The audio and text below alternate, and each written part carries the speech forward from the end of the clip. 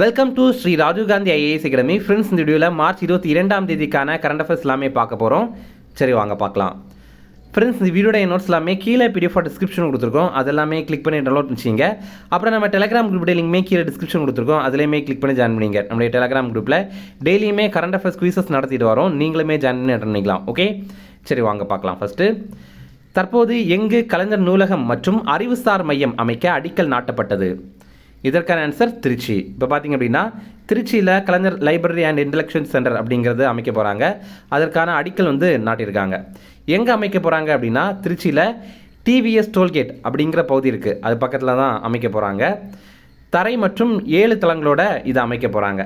இதோடைய மொத்த மதிப்பு ரூபாய் 290 கோடி. இதில் பார்த்தீங்கன்னா நூலக கட்டடத்திற்காக ரூபாய் 235 கோடி செலவு பண்ண போகிறாங்க. அப்புறம் புத்தகங்கள் மற்றும் புத்தகங்கள் இதற்காக ரூபாய் 50 கோடி செலவு பண்ண போகிறாங்க. அப்புறம் தொழில்நுட்ப சாதனங்கள் இதற்காக ரூபாய் 5 கோடி செலவு பண்ண போகிறாங்க. இது 4.57 ஏக்கர் பரப்பளவில் 1,97,337 சதுர அடி அளவில் அமைக்க போகிறாங்க. ஓகேவா? இந்த சதுர அடி அப்படிங்கிறது இந்த தரைத்தளம் அப்புறம் 7 தளங்கள் இதோட சேர்த்து தான் அப்படிங்கிறது. ஓகே, அடுத்தது, தற்போது எந்த மாநிலத்தில் உள்ள பள்ளிகளில் வகுப்புகள் நேர மாற்றம் செய்யப்பட்டுள்ளது? இதற்கான ஆன்சர் ஒடிசா. இப்போ ஒடிசாவில் பார்த்தீங்க அப்படின்னா பள்ளிகளில் நேர மாற்றம் பண்ணியிருக்காங்க. அங்கே இருக்கிற வகுப்பு நேரத்தை காலையில் 6:30 காலையில் 10:30 வரைக்கும் மாற்றிருக்காங்க. ஓகேவா? இது 1ஆம் வகுப்புலேருந்து 12ஆம் வகுப்பு வரைக்கும் இந்த நேரத்தை மாற்றிருக்காங்க. எதற்காக அப்படின்னா வெப்பத்திலிருந்து மாணவர்களை பாதுகாக்கிறது தான். ஏன்னா மத்தியானம் ஆயிடுச்சு அப்படின்னா ரொம்ப வெப்பமாக இருக்கும்ல, அதற்காக தான். ஒடிசாவுடைய முதல்வர் மோகன் சரண் மாஜி அப்படிங்கிறவர். அடுத்தது, தற்போது நெடும்போ நந்தி எந்த நாட்டின் முதல் பெண் அதிபராக பொறுப்பேற்றார்? இதற்கான ஆன்சர் நமீபியா. நமீபியா அப்படிங்கிறது ஒரு ஆப்பிரிக்க நாடு. இந்த மேப்பில் நீங்கள் பார்த்தீங்கன்னா உங்களுக்கு தெரியும். இதோடைய முதல் பெண் அதிபராக நெடும்போ நந்தி அப்படிங்கிறவங்க பதவியேற்றிருக்காங்க. இந்த நமீபியா நாட்டுடைய தலைநகர் வின்ஹோக் அப்படிங்கிறது. இதே மாதிரி மெக்சிகோடைய முதல் பெண் அதிபராக கிளாடியா ஷின்பாம் அப்படிங்கிறவங்க ரீசெண்டாக பதவியேற்றிருந்தாங்க. அதே மாதிரி இத்தாலியுடைய முதல் பெண் பிரதமராக இருக்கிறவங்க ஜார்ஜோ மெலனி அப்படிங்கிறவங்க. இவங்க 2022ஆவது ஆண்டே பதவியேற்றாங்க. இப்போ வரைக்கும் பார்த்தீங்கன்னா இத்தாலியுடைய பிரதமராக இருக்கிறவங்க இவங்க தான். ஓகே ஃப்ரெண்ட்ஸ், நம்ம ராஜீவ் காந்தி ஐஏஎஸ் அகாடமியில் TNPSC குரூப் 1 எக்ஸாமுக்கான டெஸ்ட் சீரிஸ் ஸ்டார்ட் பண்ணியிருக்கோம். இது பார்த்திங்க அப்படின்னா மார்ச் 23ஆம் தேதி, அதாவது நாளையிலேருந்து ஸ்டார்ட் பண்ணுறோம். அதே மாதிரி பார்த்திங்க அப்படின்னா TNPSC குரூப் 4 எக்ஸாமுக்கான டெஸ்ட் சீரிஸுமே ஸ்டார்ட் பண்ணுறோம். இது பார்த்திங்க அப்படின்னா மார்ச் 24ஆம் தேதி, அதாவது வர திங்கக்கிழமையிலேருந்து ஸ்டார்ட் பண்ணுறோம். இது ஆன்லைன்லேயும் நீங்கள் எழுதிக்கலாம் அல்லது ஆஃப்லைன்லேயும் எழுதிக்கலாம். நீங்கள் நேரடியாக கூட நம்ம இன்ஸ்டியூட்டில் எழுதலாம். நீங்கள் நேரடியாக எழுதணும் அப்படின்னா சென்னையில் அண்ணா நகரில் நம்ம இன்ஸ்டியூட் இருக்குது, நீங்கள் இங்கே எழுதலாம். இல்லை அப்படின்னா ஆன்லைனில் கூட எழுதிக்கலாம். ஓகேவா? இந்த டெஸ்ட் 2க்குமான ஷெடியூல் கீழே டிஸ்கிரிப்ஷனில் கொடுத்துருக்கோம். நீங்கள் அதை கிளிக் பண்ணி டவுன்லோட் பண்ணி பாருங்கள். உங்களுக்கு அது பிடிச்சிருந்துச்சு அப்படின்னா நீங்கள் ஜாயின் பண்ணிக்கலாம். இது சம்மந்தமாக உங்களுக்கு ஏதாவது தகவல் தெரியணும் அப்படின்னா ஸ்க்ரீனில் தெரியிற நம்பருக்கு கால் பண்ணி பேசிக்கலாம். அடுத்தது, தற்போது எங்குள்ள தெருவுக்கு ரவிச்சந்திரன் அஸ்வின் தெரு என பெயர் மாற்றம் செய்ய முடிவு செய்யப்பட்டுள்ளது? இதற்கான ஆன்சர் சென்னை. இப்போ சென்னையில் பார்த்தீங்க அப்படின்னா ரவிச்சந்திரன் அஸ்வின் அவர் வாழ்ந்துட்டு இருக்கிற அந்த ஒரு தெருவை அவருடைய பெயர்லேயே மாற்றம் செய்கிறதுக்காக சென்னை மாநகராட்சி முடிவு பண்ணியிருக்காங்க. சென்னையில் மேற்கு மாம்பலத்தில் தான் அவர் வாழ்கிறாரு. ஓகேவா? அவருடைய தெருவுடைய பேர் ராமகிருஷ்ணபுரம் 1வது தெரு அப்படிங்கிறது. அந்த பேரை ரவிச்சந்திரன் அஸ்வின் தெரு அப்படின்னு பேர் மாற்றம் செய்யப்படும் அப்படின்னு சென்னை மாநகராட்சி முடிவு பண்ணியிருக்காங்க. ஓகேவா? இந்த தெருவில் தான் அவர் வசிக்கிறாரு. அடுத்தது, தற்போது இங்கிலாந்தின் வாழ்நாள் சாதனையாளர் விருது பெற்ற இந்திய நடிகர் யார்? இதற்கான ஆன்சர் சிரஞ்சீவி. இப்போ பார்த்தீங்க அப்படின்னா நம்ம தெலுங்கு நடிகரான சிரஞ்சீவி இவருடைய சினிமா துறைக்கான பங்களிப்புக்காக அவருக்கு லைஃப் டைம் அச்சீவ்மெண்ட் அவார்டு யூகேவுடைய பார்லிமெண்ட்டே கொடுக்குறாங்க. ஓகேவா?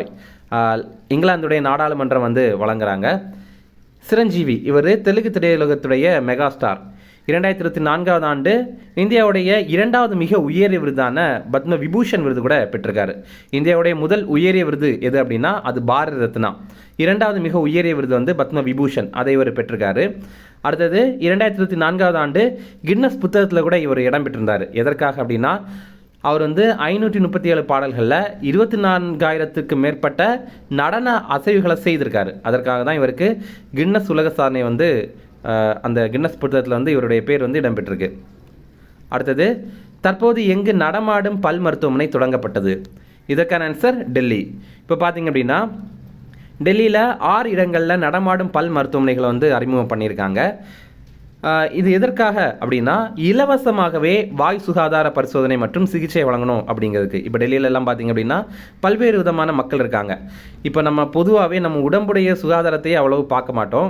நம்ம உடம்பே ஹெல்த்தியாக இருக்கா அப்படிங்கிற நம்ம பார்க்க மாட்டோம். அதுவே பார்த்திங்கன்னா வாயுடைய சுகாதாரம் எப்படி இருக்குது அப்படிங்கிற நம்ம வந்து மேக்ஸிமம் கவனிக்கவே மாட்டோம். அதனால் இந்த ஒரு வாகனம் என்ன பண்ணோம் அப்படின்னா டெல்லியில் இருக்கிற தெருக்கள், அப்புறம் வந்து சேரி மாதிரிப்பட்ட ஏரியாக்கள், இங்கெல்லாம் போய் வந்து எல்லாருக்கும் இலவசமாகவே வாய் எப்படி இருக்குது அப்படிங்கிறத வந்து பரிசோதனை பண்ணுவாங்க. யாருக்காவது சிகிச்சை தேவைப்பட்டுச்சு அப்படின்னா அதையுமே அவங்களுக்கு வழங்குவாங்க. இப்போ ரீசெண்டாக பார்த்திங்க அப்படின்னா உலக வாய் சுகாதார தினம் நம்ம மார்ச் 20 கடைபிடித்திருந்தோம். இப்போ உங்களுக்கான கேள்வி, டெல்லியுடைய புதிய முதல்வராக இப்போ ஒரு பெண்மணி தேர்வு செய்யப்பட்டாங்க. அவங்களுடைய பேர் உங்களுக்கு தெரியும்னா கமெண்ட்ஸில் சொல்லுங்கள். அடுத்தது 52வது தேசிய கேரம் சாம்பியன்ஷிப் போட்டி தற்போது எங்கு நடைபெற்றது? இதற்கான ஆன்சர் புதுடெல்லி. இப்போ புதுடெல்லியில் பார்த்திங்க அப்படின்னா நேஷனல் கேரம் சாம்பியன்ஷிப் போட்டி வந்து நடைபெற்றது.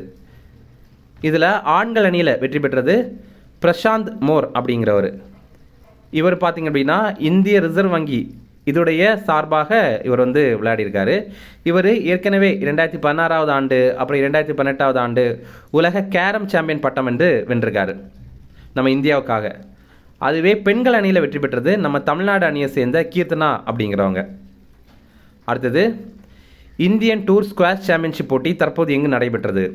இதற்கான ஆன்சர் சென்னை. சென்னையில் பார்த்திங்க அப்படின்னா இந்த ஸ்குவாஷ் சாம்பியன்ஷிப் போட்டி வந்து நடைபெற்றது. ஸ்குவாஷ் அப்படின்னா சுவத்தில் வந்து அதாவது சுவரில் வந்து பந்தை அடிச்சு விட்டு அது திருப்பி வரும்ல, அதை அடிக்கிற மாதிரிப்பட்ட ஒரு போட்டி தான் இது. இந்தியன் டூர் ஸ்குவாஷ் சாம்பியன்ஷிப் போட்டி இது நம்ம சென்னையில் தான் இப்போது நடைபெற்றது. இதை நடத்தின அமைப்பு SRFI அப்படிங்கிறது. SRFI அப்படின்னா squash rackets federation of India அப்படிங்கிறது. இப்போ நமக்கு BCCI அமைப்பு தான் இந்தியாவில் வந்து கிரிக்கெட்டை நிர்வாகம் பண்ணுறாங்க. அதே மாதிரி இந்த ஸ்குவாஷ் போட்டியை இந்தியாவில் நிர்வாகம் பண்ணுற அமைப்பு SRFI அப்படிங்கிற இந்த ஒரு அமைப்பு தான்.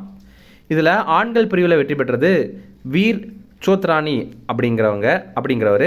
அதுவே மகளிர் பிரிவில் வெற்றி பெற்றது அனாகத் சிங் அப்படிங்கிறவங்க. அடுத்தது சில ஷார்ட் நியூஸ் டிஃபரன்ஸ் அதையுமே பார்க்கலாம். இப்போது சென்னை மெட்ரோவுடைய 2ஆம் கட்ட சோதனை வந்து பண்ணியிருக்காங்க. சென்னையில் பூந்தமல்லி பனிமனையிலேருந்து முல்லைத்தோட்டம் வரைக்கும் தான் இதை வந்து பரிசோதனை பண்ணியிருக்காங்க. ஓகேவா? இதில் பார்த்தீங்கன்னா தமிழில் பூந்தமல்லி அப்படின்னு இருக்கும், இங்கிலீஷில் வந்து பூனமாலே அப்படின்ற மாதிரி இருக்கும். ஓகேவா? ரெண்டுமே ஒரே இடம் தான். இங்கிலீஷில் இப்படி சொல்கிறாங்க, தமிழில் அப்படி சொல்கிறாங்க. ஓகே, இப்போ பார்த்தீங்கன்னா இதில் என்ன சிறப்பு அப்படின்னா ஓட்டுநர் இல்லாத ரயிலோ இவங்க வந்து பரிசோதனை பண்ணியிருக்காங்க. ஓட்டுநர் இல்லாத ரயிலை பரிசோதனை பண்ணியிருக்காங்க. அப்படி பார்க்கும்போது இந்த சென்னை மெட்ரோவுடைய 2வது கட்டத்தில் முதல் முறையாக ஓட்டுநர் இல்லாத ரயிலை வந்து பரிசோதனை பண்ணியிருக்காங்க. ரீசெண்டாக பார்த்திங்க அப்படின்னா நம்ம கரண்ட் அஃபேர்ஸில் பார்த்துருப்போம்.